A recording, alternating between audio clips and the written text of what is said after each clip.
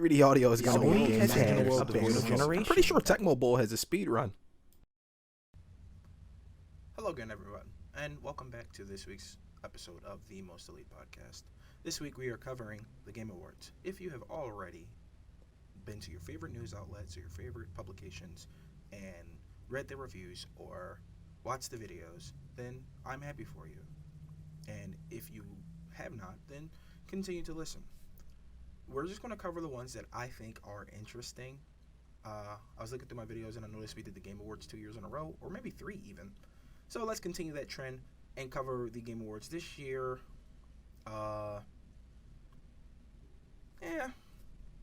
It went about what I wanted it to go about, with Elden Ring winning. Because in my eyes, Elden Ring was the only game really eligible to receive the title Game of the Year.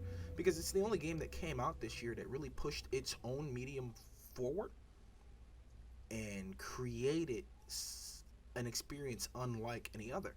And I know you're probably thinking, well, there seems to be a coyote or something outside my window. I don't know what that is. If you can hear it, I don't know what that is. Now, moments before turning this on, and I feel like I say this all the time, there was a huge, septic truck or something out there, and I waited for it to go away, and I was like, all right, I'm going to start recording, and I get 60 seconds in, and there seems to be either a person making whooping sounds, the wind, or a coyote outside.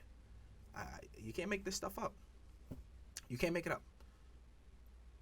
So it's the only game that pushed its own vision forward in a way that was completely unexpected.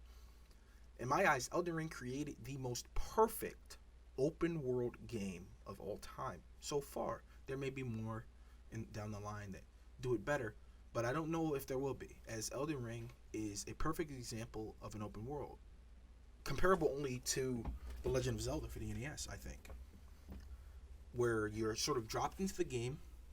It teaches you the basics of combat. You open a door, and you're out in the world. And where you go from there is entirely up to you. There are over 165 bosses in Elden Ring. You only have to beat 12 of them to see the credits. There's so much to discover and find. There's so much to do. There's so much to miss that no two people will have the same experience. And I think that alone gives it the distinction of Game of the Year. I don't think any other game can come close. And for all the God of War stands out there who say, God of War, let me tell you something. God of War does not deserve Game of the Year. Is it a well-produced game? Absolutely. Sony, Santa Monica, they know what's up. They know how to make a game. Is it special in any way that can say it outshone Elden Ring? No chance. No chance. What did you get? You waited, when did the last one come out? 2018? Did you wait 5 years for the game? You waited 5 years, and what did you get? No jump still, unbelievably. And then you're probably going to be like, you don't need the jump. You can use the spear, and it creates, they added grappling, and then the spear, and you can jump off the spear, Yeah. How about if they had a jump? They could have given the grapple and the spear other uses instead of proxy jumps. The spear breaks secret walls to find chests, and you use it as a platforming tool. If you had a jump or double jump as Kratos, you wouldn't need to use a weapon as a platforming tool, and you could use a weapon as a weapon. Right? I don't know. That's just me. It doesn't deserve Game of the Year. It won 4 awards this year. I don't remember the categories, but it felt to me a little unfair considering what voting started on the 14th or something like that, and it came out on the 9th of November. It came out like a week before voting could start and pretty much swept the awards. That doesn't seem fair to me. Had it won Game of the Year, I gotta be honest, I probably wouldn't watch the Game Awards anymore. Because Elden Ring was the only game that deserved that honor this year. It's the only game that came out this year that deserved that honor, hands down. And it's okay to like the new God of War.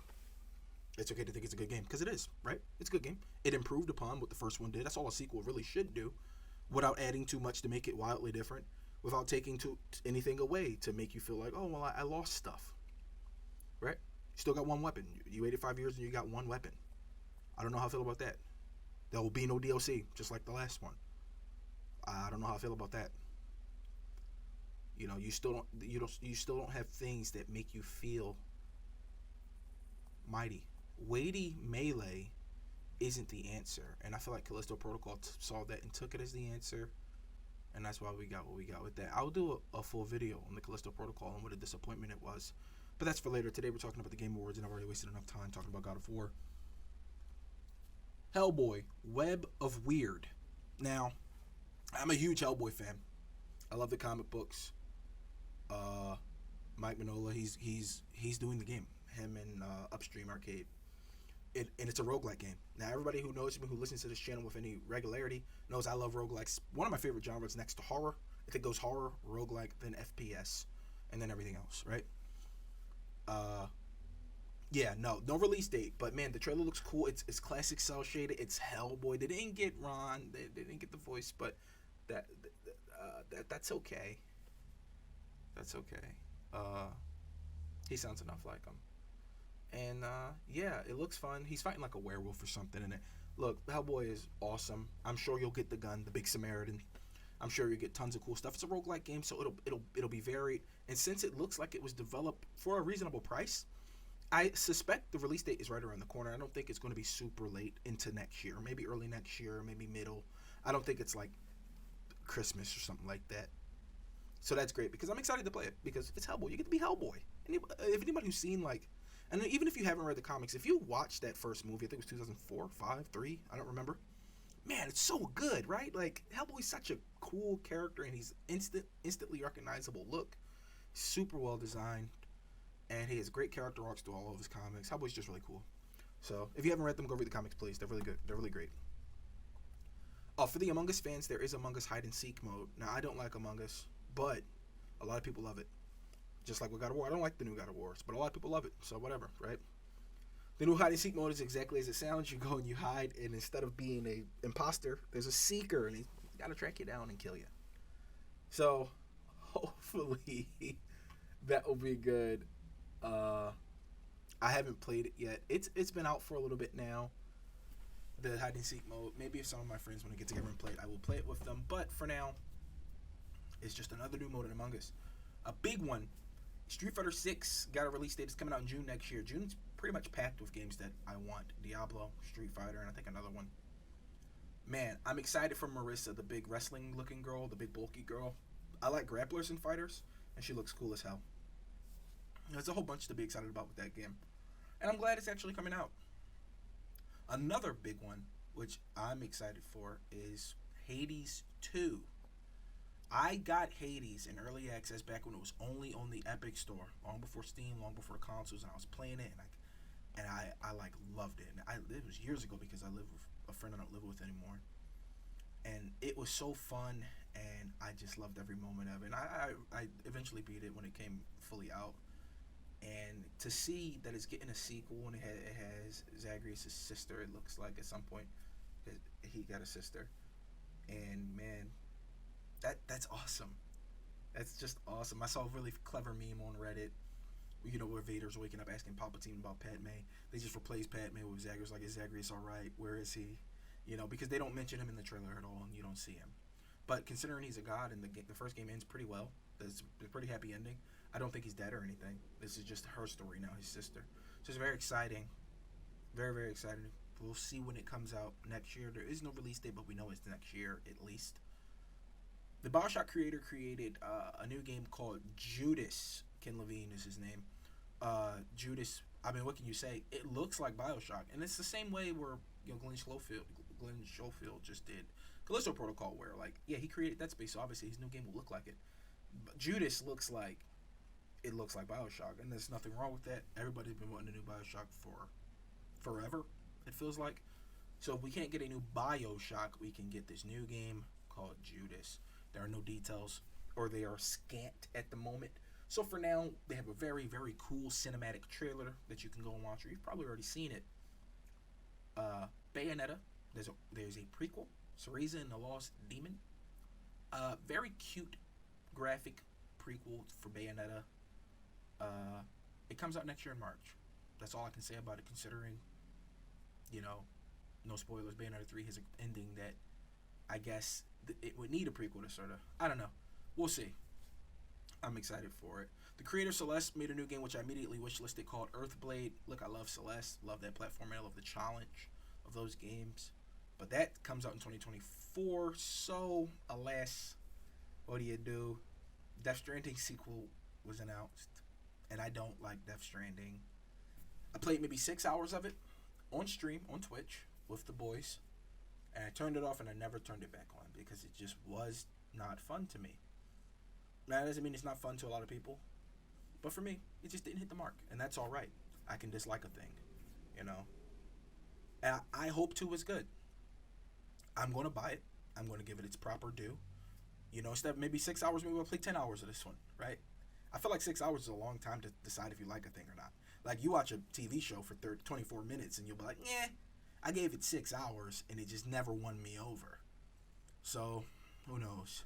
We'll see about 2. Tekken 8 had some great gameplay. Man, Paul Phoenix is in the trailer, looking super scraggly, still doing his Megaton punch. And June makes a comeback. I'm not sure how she's resurrected or what that's about, but she's in the game. That's very exciting stuff. And I can't wait. I love Tekken. Diablo 4 is one of the ones I'm most excited for. I've been waiting for many, many years. I love Diablo. Played 2 as a young man. I played 3, a lot of 3. I still don't have the Rainbow Wings. I'll probably never get them.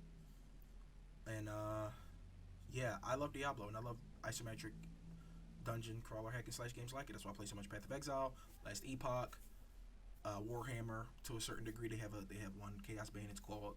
I just love games like that. I love those games. Grim Dawn. And I'm just naming them, right? But Torchlight 1 and 2. Haven't played 3. Haven't played Infinite. But yeah, I love those games, and I'm very excited for Diablo 4. I hope it's good. I really, really do. There was a new Crash game announced. I don't really care about that. Cyberpunk Liberty, Phantom Liberty, a DLC. Idris Elba's in it. I don't know how to keep getting these famous people. You know, Keanu, Idris Elba, Jeepers, man. But yeah, Idris Elba's in it. He's one of the main characters. He plays Solomon Reed. Very exciting stuff. This is a big one that Don was really happy about, and I knew he would be. Armored Core 6, Fires of Rubicon, right? And man, it looks good. It's just a cinematic trailer, but we've been waiting for Armored Core for so long. Their last one was in 2013. Think about that. 2013 was the last Armored Core game. Now, Armored Core fans have been waiting almost as long as I've been waiting for a Superman game, though. Superman's last game was in 06, and I feel like I mention them all the time because I really desperately want someone to make a Superman game. Please. Segueing right into that, Suicide Squad killed the Justice League, dropped a new trailer in it, and it reveals that Kevin Conroy will be reprising his Batman role for one final time. And when that trailer showed, I got kind of choked up. I love Kevin Conroy. To me, he's Batman. You know, my list goes Kevin Conroy, Michael Keaton, Ben Affleck. Those are Batman to me. And yeah, losing him this year it really made me sad, because a lot of my best memories are just watching that cartoon as a kid, and then the crossovers they did with the Superman cartoon, which I love because I love Superman.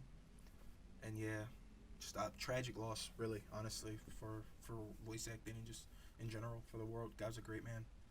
And so yeah, the Suicide Squad showed off that he will be voicing Batman one more time, as he's Brainiac Batman. Brainiac's the villain of the Suicide Squad game, and I guess he's poisoned the minds of the League. And you know, since Batman wasn't mentioned in any of the prior trailers, I thought maybe he wasn't, you know, captured. He got away, and he's like forming a resistance because he's Batman. He's resourceful, right? But I think maybe just Wonder Woman isn't Brainiac, and I think she's going to fight alongside the Squad to try to rein in the members of the Justice League. We'll see. I'm excited to play that game. It's next year in May. So there's an ambulance coming by. I apologize. You will hear it, unfortunately. But yeah, no, next year in May, very exciting because that's close. You know, that means I get to play that before I get to play Diablo, which is good because once Diablo comes out, I don't know if I'm going to play much of anything else until I get at least 3 max level characters, fully optimized loot and gear. Man, I'm very excited, looking forward to next year. Final Fantasy 16 not only got a release date, it got an exciting new trailer. Comes out in June with Diablo. So that's, and Street Fighter, right? Those are 3 major purchases alone in 1 month. And Final Fantasy 16 is no slouch. And yeah, I mean, the combat looked crazy. You can summon Ifrit, it looks like at will. He's you, but he's also not you. I don't know. It looks really interesting. And of course, Forspoken comes out next year in January. It's another Square Enix outing. So, for the Square Enix fans, you can use that to hold you over till June. But yeah, that about do it for this covering of the things I liked at the Game Awards. I hope you guys all have a great holiday coming up. And you get lots of presents if that's your thing.